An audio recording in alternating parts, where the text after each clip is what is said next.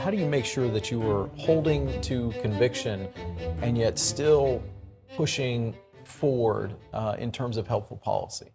Well, I think, first of all, we shouldn't be surprised that to live as faithfully as a Christian is going to run counter in some way to the culture. Jesus promised us that, if they persecuted me, they'll persecute you. Now, in America, we have not really faced persecution per se, but true Christianity will always cut against the culture in some way. We're always going to be countercultural, and we should be prepared for that and not surprised by that.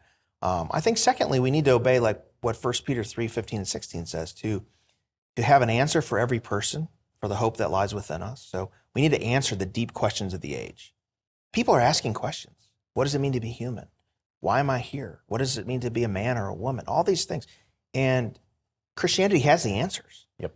But then he says to do it with gentleness and kindness. And we can be both courageous and civil at the same time. The loudest person in the room is not always the most brave, right? And so I think that's the approach. And to trust that the Lord will use what we do to accomplish his purposes, that we should not get weary in well-doing. And, every generation needs to hear the message of the gospel. They need to hear the message of Christian ethics. And just because we've said it before, we need to keep saying it again and educate a new generation. And God will use what we do to change hearts. And, nothing is in vain.